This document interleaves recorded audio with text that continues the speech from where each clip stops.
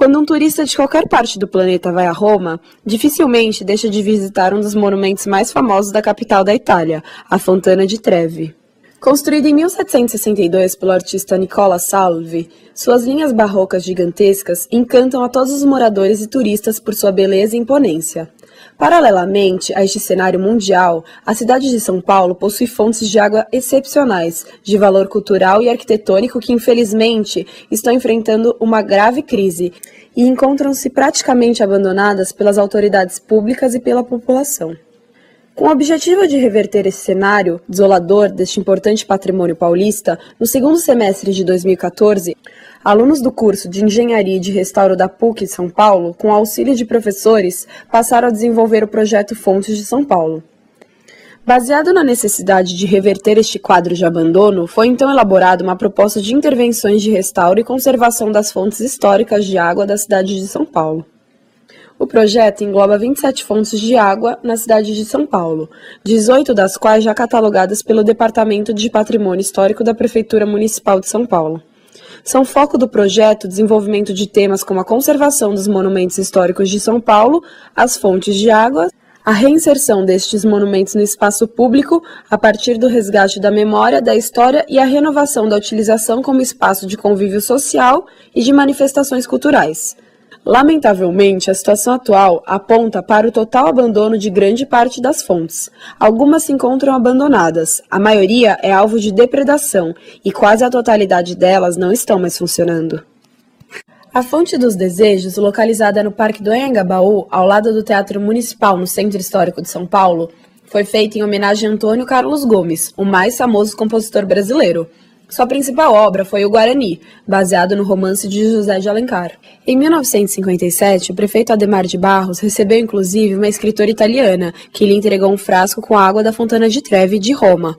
Durante a cerimônia, no monumento a Carlos Gomes, o prefeito despejou a água na fonte, como num batismo, dando a ela o nome de Fonte dos Desejos. Atualmente, a fonte está seca, pichada, e elementos de suas estátuas foram furtados, além de possuir um odor muito forte de urina. Apesar do policiamento da Guarda Civil, é o abrigo de moradores de rua e grupos de viciados em drogas. Bem próximo a Carlos Gomes fica a Fonte do Largo da Memória.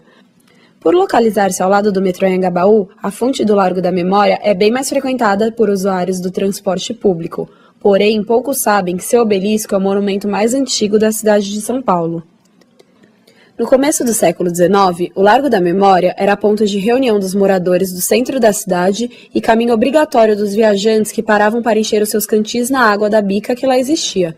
Em agosto de 1814, o engenheiro Daniel Pedro Miller foi encarregado pelo governo para fazer a construção da Estrada dos Piques, facilitando assim a comunicação entre São Paulo e o interior. Miller propôs também a formação de um largo, a partir do alargamento das ladeiras dos Piques e da Palha, a construção de um chafariz, tudo complementado por um obelisco, que ficou conhecido como Largo da Memória. Ficava nos limites da chamada Cidade Nova, do outro lado do Ribeirão Anhangabaú, porta de entrada do núcleo urbano. Na época, apenas tropas de burros cumpriam um importante papel no transporte de cargas e mercadorias. Pelo chafariz, os moradores das imediações se abasteciam de água potável e os animais se refaziam das suas longas caminhadas. O largo foi protegido no começo da década de 1970 pelo município, tombado pelo Conselho de Defesa do Patrimônio Histórico, Arqueológico, Artístico e Turístico em 1975, no início da construção do metrô Anhangabaú. Atualmente, o monumento está pichado, sujo e não possui água. E é muito frequentado por pessoas que ali passam todos os dias para irem trabalhar e por moradores de rua que fazem dele sua moradia. A fonte monumental foi inaugurada em 1927. No mesmo ano, a Praça da Vitória passou a ser chamada Praça Júlio Mesquita, em homenagem ao fundador do jornal O Estado de São Paulo. Tal praça, muito conhecida pela sua bela fonte, mais conhecida como Fonte das Lagostas, não resistiu ao processo de degradação urbana que atingiu a região a partir dos anos 60. Aos poucos, os componentes hidráulicos e os elementos decorativos de bronze foram furtados e destruídos.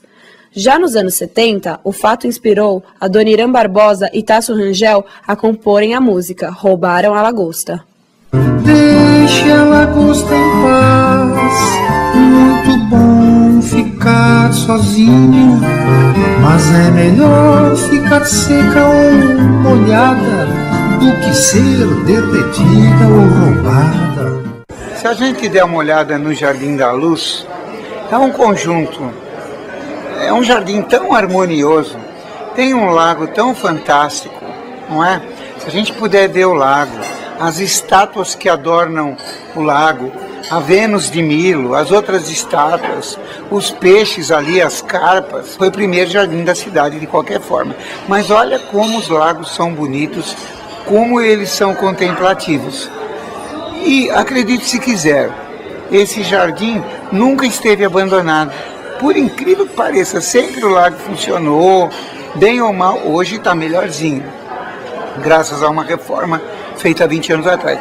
Agora, se você pegar a fonte do Anhangabaú, a fonte do Carlos Gomes, olha o estado deplorável em que ela se encontra. Isto não é justo com a cidade e é como assim, é uma cicatriz feia, aberta. A vocação natural das fontes do centro, em especial a fonte do Carlos Gomes, é ela estar funcionando, não é? Aquele espaço que antes era o Museu do Teatro Municipal, ser licitado por um belíssimo restaurante. Aqui está coalhadinho de turistas de todos os tipos, passeando 24 horas. O Anhangabaú tem uma vocação de ser assim um espaço de encontro das pessoas. E não é assim que eles se encontram pelas imagens que nós estamos vendo hoje. Antigamente, antes de ter água encanada nas cidades, que nem em São Paulo, quer dizer, você ter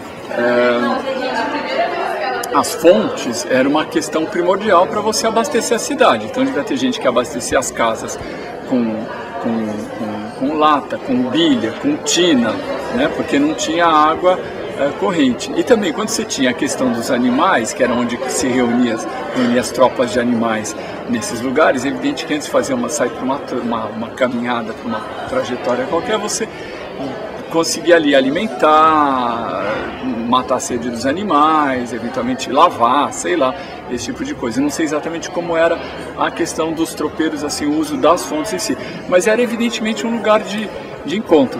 Você vai, por exemplo, em Ouro Preto ainda tem muitas fontes. Várias delas estão secas, porque acho que desativaram, o que é uma pena.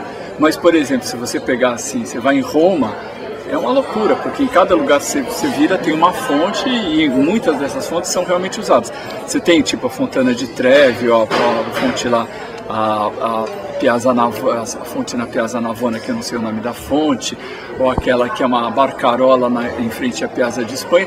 Eram lugares que deviam ser fontes usadas pela população e que depois viraram lugares turísticos. Mas você tem fontes menores que são efetivamente usadas, você pode ir lá beber a água e tal.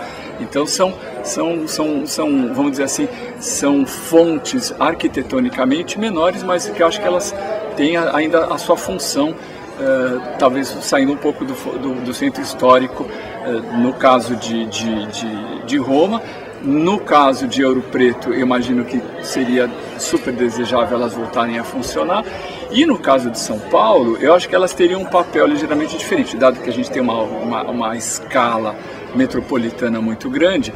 Eu imagino que seria muito legal que essas fontes elas tivessem um aspecto mais ligado à recreação e ao entendimento do que são os lugares na cidade. São Paulo é uma cidade onde os locais são locais de passagem. E a fonte é um lugar que é gostoso você parar, ouvir aquele barulhinho. Então ela tem uma dimensão sinestésica, é um lugar onde você se refresca, tem o barulho da água, evidentemente suscita a ideia meio do frescor, pode ter lá uma sombra, que nem tem os bancos de pedra ali no Largo da Memória e tal. Então são lugares de se estar.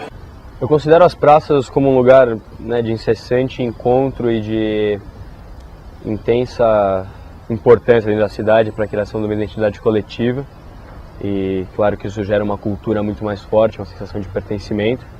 E eu acredito que as praças com fontes elas têm um diferencial fortíssimo, que é a água, que é o elemento comum em todas as pessoas, e só de você estar próximo à água você se sente de uma maneira diferente. Ela traz um bem-estar, a umidade traz um bem-estar sensorial incrível. Se bem trabalhado como elemento arquitetônico, como elemento paisagístico, ela tem a capacidade de refletir, ela tem a capacidade de você sentir até o odor da água, de você sentir essa umidade e de você sentir melhor próximo a um espaço que tem um corpo d'água. O que o poder público pode fazer, né? Eu acho que a manutenção preventiva do monumento pode ser feito também.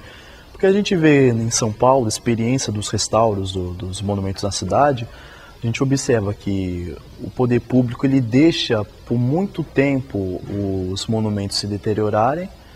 Depois, quando o monumento está muito deteriorado, o poder público faz o restauro por um preço altíssimo e depois não tem um acompanhamento. Automaticamente o monumento ele vai se degradar, não só por vandalismo, mas também porque a falta de manutenção, o monumento ele vai se deteriorar, como por exemplo a fonte monumental, o mármore, ele necessita de manutenção, que as próprias intempéries, a poluição do ar, ele, de qualquer forma, ele causa danos ao monumento. Não tem esse acompanhamento do Departamento do Patrimônio Histórico, da Secretaria da Cultura, de fazer o acompanhamento técnico, a manutenção preventiva das fontes. São Paulo é uma cidade basicamente erguida sobre rios. Toda a grande avenida provavelmente é feita sobre rios, então a 23 de Maio inteira é um rio, o Vale do Anhangabaú é um vale mesmo, porque todas as águas chegam ali, desde a 23 até a 9 de julho. Minha rua, eu moro no Planalto Paulista, próximo de Moema, ela tem um córrego embaixo. Então São Paulo é uma cidade que foi criada entre rios, né? Isso no momento de você fazer uma cidade, isso é uma coisa bastante importante no momento de colonização, porque a água é o que possibilita a vida. Então a gente tem uma condição altamente, de um potencial altíssimo dentro de São Paulo, com esses corpos de rios colocados dentro da cidade. Além disso a gente tem 2 rios perenes gigantes que cortam a cidade, né, as 2 marginais em que a gente abandonou esses rios, abandonou esses corpos d'água perenes, caudais de 100 metros de largura, coisa que em poucos lugares do mundo você tem uma oportunidade como essa. E a gente, dentro das nossas políticas, isso foi esquecido. E o que eu vejo de grande importância nesse projeto Fontes e em outros projetos que a gente trabalha em espaços públicos com água, é de devolver essa consciência à população, de devolver essa consciência de que a água é a vida, a água que possibilita a vida, foi que possibilitou a nossa existência na Terra. Nós somos feitos de água e a gente vive numa cidade com alto índice de recurso hídrico e mesmo tendo acesso a todas essas coisas, tendo acesso a toda essa água, a gente tem uma administração tão mal feita, a gente passa por períodos de crise, de estiagem, e que isso é uma vergonha. Então acho que a colaboração do Projeto Fontes para esse cenário, para esse panorama, é justamente conscientizar as pessoas de que a gente vive numa cidade, além de uma das melhores cidades do mundo, mais importantes, com alta capacidade de recursos hídricos. Projeto Fontes de São Paulo. Esse projeto é um projeto de restauro, conservação e manutenção das fontes de água de toda a cidade. São 27 fontes e esse projeto envolve não simplesmente a manutenção e o restauro, mas traz frentes como educação, turismo, frente ambiental, social, né? É um projeto bastante multidisciplinar que tem como escopo revitalizar e colocar de verdade para funcionar as fontes de água. Eu sou morador da Praça Júlio Mesquita, né? Eu observo muito o abandono do espaço público pelos moradores, frequentadores da região. Não é uma praça que é muito frequentada, uma praça muito, até diria, excludente, não tem bancos, é uma praça meio proibitiva para o usufruto do bem público. Porque a fonte monumental, quando ela foi restaurada, você tinha várias pessoas que frequentavam o monumento, a praça, ver a beleza do monumento, a água jorrando, as luzes coloridas. E depois, quando o monumento foi desligado, consequentemente houve o abandono do espaço da Praça Júlio Mesquita. E o local, o vandalismo ele não ocorre assim frequentemente, né? Apesar da gente ver os vidros que foram colocados terem sido quebrados, o furto de alguns equipamentos hidráulicos, elétricos, você não vê sistematicamente o vandalismo total assim, acontecendo sempre. De vez em quando tem o acompanhamento da Guarda Municipal, você vê às vezes a ronda da polícia, mas não é algo que acontece sempre, né? A gente sempre fala assim que a polícia não é um meio para resolver tudo. Como eu até falei aqui para vocês, há muita questão do centro de São Paulo, não só de São Paulo, mas como de todo o Brasil, né? Uma questão muito complexa, envolve uma questão social muito grande na urbanização, na revitalização do espaço público.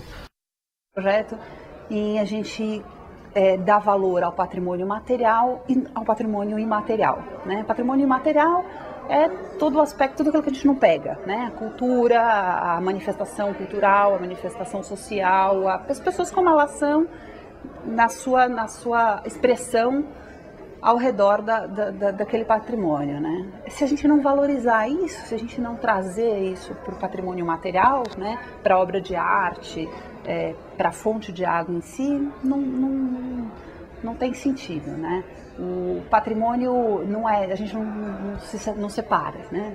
Existe o patrimônio real, material, aquele que tem um número e é tombado, né?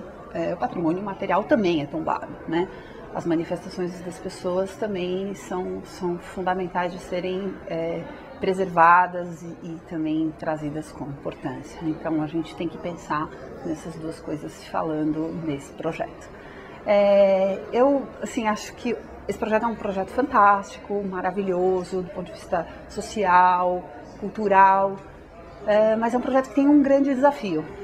Eu acho que o maior desafio dele é ele conseguir dinheiro público e privado, porque o dinheiro privado também, claro que tem leis e incentivos de captação para isso, mas o dinheiro privado tem seu limite e tem sempre uma intenção de marketing, né, por trás. Mas o dinheiro público está aí, deveria ser empregado, bem empregado. Isso é fundamental que a gente consiga fazendo o projeto. Acho que esse é o maior desafio e entendo que se alguém puder nos ajudar ou tiver interesse em colaborar com o projeto, tanto com trabalho, quanto financeiramente, quanto com aporte de informações sobre editais e esse contato com o governo, a gente ficaria muito grato e acho que é uma questão crucial, né, para o projeto ir para frente, eu diria assim. Porque senão ele fica, né, simplesmente na ideia, na experimentação, na pesquisa, né? E que por enquanto ele já saiu, acredito que ele já saiu um pouco daí, né? Ele está com pesquisa, ele tem a relação cultural, mas ele ainda ele já está ele tende a migrar para uma coisa muito mais objetiva a partir do momento que ele tiver um aporte financeiro. Então isso realmente é fundamental para que ele continue acontecendo. O projeto deve ir até 2018, as perspectivas são essas, são mais 3 anos, né, 2 anos e meio de projeto. As 3 primeiras fontes são essas fontes que eu falei, mas a gente tem vontade, sem dúvida, de conseguir restaurar as demais fontes de água, né? A questão da água é uma questão bastante importante para a cidade nesses últimos anos. E nesses 2 últimos anos, em especial, com a falta de água que a cidade sofreu e com o abastecimento complicado, com a questão estadual aí, das nossas bacias e falta de chuvas. Mas a questão da fonte em si, né, tem uma questão muito de trazer, de educar a pessoa a esse convívio com uma questão ambiental que é um bem totalmente abundante no Brasil, né? E que muita gente não se dá conta, né? Não valoriza isso. A gente sabe que em outros lugares do mundo a água e as fontes não só são as estrelas, né, da vez, Louvre, Metropolitan, museus de fora, cidades, a própria Disney, enfim, você vai para parques para brincar com as águas, né? Aqui a gente tem água, né? Escultura, monumento, né? A gente acho que mal sabe o que é isso. A verdade é essa. Acho que a gente tem aí um desafio grande de de aproximar a água também desse bem, desse patrimônio material, né? Foi uma grande preocupação do projeto a questão do meio ambiente por tratar locais de água, né? Lugares de água numa cidade tão seca como São Paulo, tão impermeabilizada e no meio de uma crise hídrica que São Paulo ainda passa, né? Está passando. Então foi muito importante a participação do arquiteto Massafumi, da Tânia, trazendo conceitos de captação de água, de reutilização de água, de técnicas alternativas de filtragem dessa água, através de plantas, enfim. E a ideia é que esses lugares, ao serem reativados, não seja só uma água decorativa, mas seja uma água também sustentável, seja uma água que traga conceitos de sustentabilidade. Então, também essa questão muito forte presente no projeto Fontes. O que eu acho que o papel do poder público na gestão desse acervo, que na verdade é um acervo de monumentos, são 400 e tantas obras implantadas em espaço público, 18 obras são fontes, são as mais complexas de serem trabalhadas na sua manutenção e conservação. Eu acho que o papel do poder público é justamente uma gestão de capitanear esforços, capitanear interesses e viabilizar as ações de uma maneira coletiva. Eu acho que o poder público não consegue atender a demanda constante diária. A gente vê a situação do monumento hoje todo pichado e isso é semanalmente recorrente, né?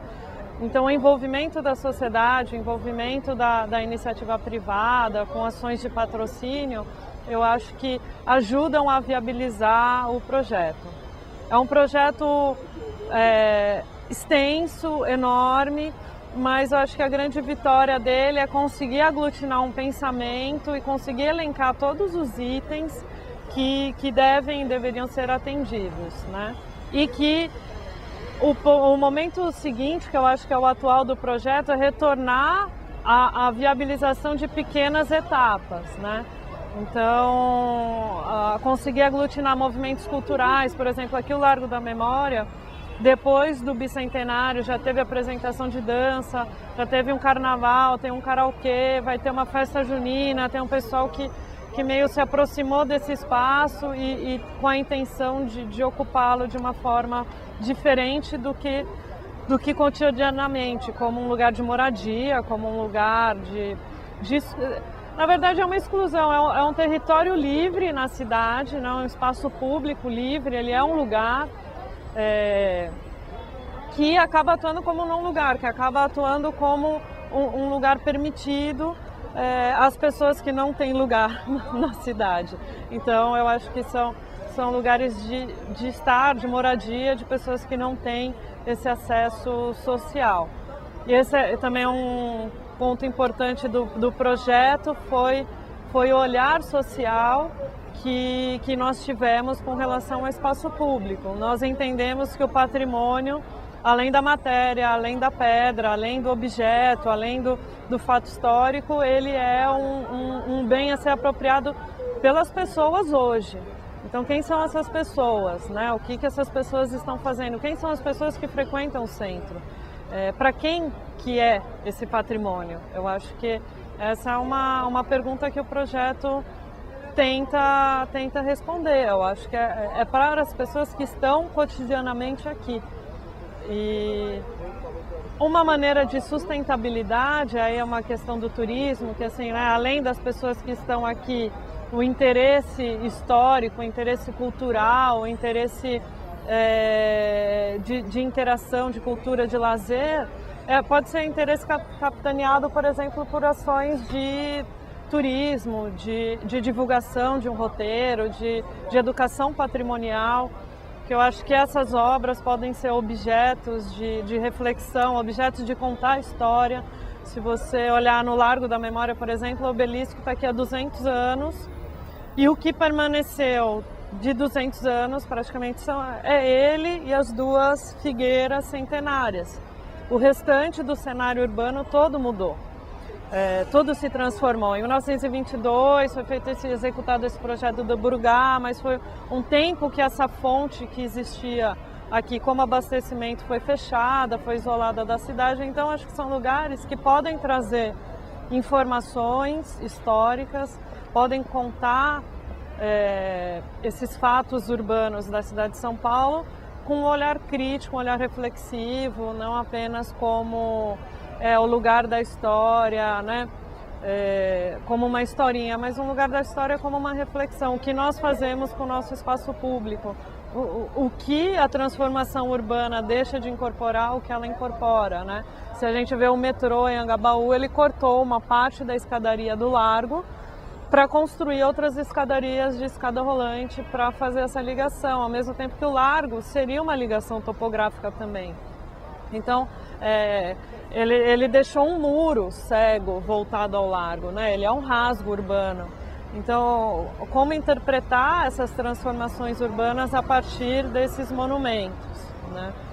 E inicialmente das 18 fontes foram escolhidas 3, que é essa daqui, o Carlos Gomes, ao lado do Teatro Municipal, e a Fonte Monumental, na Praça Júlio de Mesquita. Eu não estou mais na prefeitura, mas eu sei que está caminhando um processo de restauro do ADOT para a Fonte Monumental. Então acho que essa foi uma conquista do projeto que está saindo, além do restauro, reativação da fonte. Para a gente ir numa fonte que é num espaço público fechado, para a gente ver funcionando, chegamos aqui, nem aqui essa fonte está funcionando. Então tem uma imagem aí, acho que há 58 anos atrás, quando essa fonte funcionava, e eu aqui, então, com 6 anos de idade, batendo a foto. Bom, éramos para ver uma fonte que funcionasse, não estamos vendo. Então, das 9 fontes que nós temos no centro, entre 9, 10, 11, dependendo, praticamente só a da Praça da República funciona a metade. Então nós vimos as fontes todas abandonadas. Agora, é uma questão sentimental recuperar a fonte? Lógico que é, mas também é uma questão lógica. Significa uma cidade que para as crianças hoje vai deixar uma memória no futuro, como deixou para mim há 50 e tantos anos atrás. E depois outra, são espaços de recreação, de lazer, de contemplação e de atração de turistas. Porque a gente sabe que o turista em São Paulo vem para passar meio-dia, um dia e volta. Ele não vai passear na cidade. Agora, se tem uma fonte, um restaurante agradável, um meio gostoso de passear, estar e seguro, nós vamos ter renda através do turismo. Então é isso. O projeto Fontes é para elevar a nossa autoestima de ser paulistana e deixar a cidade no nível que ela é de metrópole mundial, uma das 10 mais importantes metrópoles. Corta.